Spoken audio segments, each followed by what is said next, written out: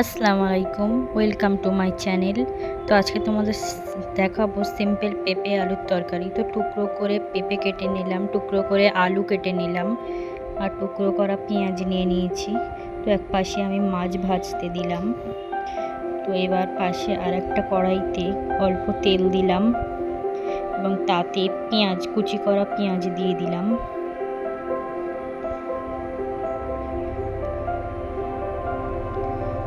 দেওয়ার পরে কিছুক্ষণ নাড়বো, লাল লাল হয়ে যাওয়া অবধি একটু নাড়বো।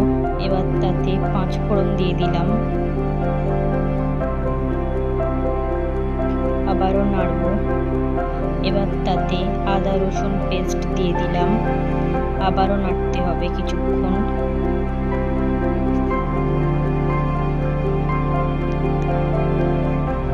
এবার তাতে হলুদ গুঁড়ো দিয়ে দিলাম আর লাল লঙ্কার গুঁড়ো দিয়ে দিলাম। অনবরত নাড়তে হবে।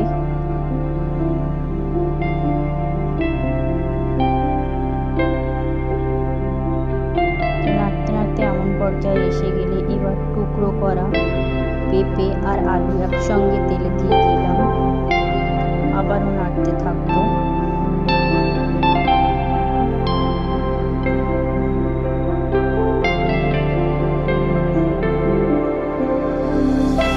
তাতে পরিমাণ মতো লবণ দিয়ে দিলাম আর আবারও নাড়তে থাকবো, তলায় যাতে না লেগে যায়।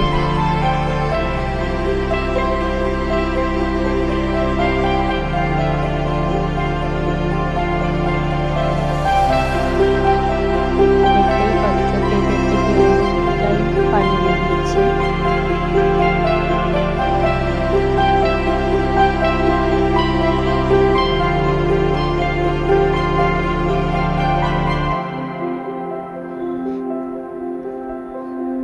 তো এই পানিতেই আমার পেঁপেটা সিদ্ধ হয়ে যাবে। বারবার নাড়তে হবে যাতে পেঁপেটা সিদ্ধ হয়ে যায়। এবার কিছুক্ষণ হতে দেব। তো 15 মিনিট এইভাবে রান্না করে নিয়ে আমার পেঁপেটা পুরোটাই সিদ্ধ হয়ে গিয়েছে। তো এবার ওপর থেকে কিছুটা পরিমাণ জল দেব।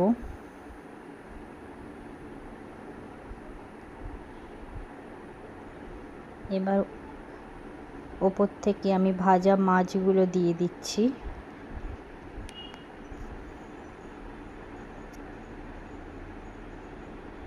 ঝোলটা হালকা ফুটে উঠলে তাতে আমি মাছগুলো দিয়ে দিচ্ছি। এবার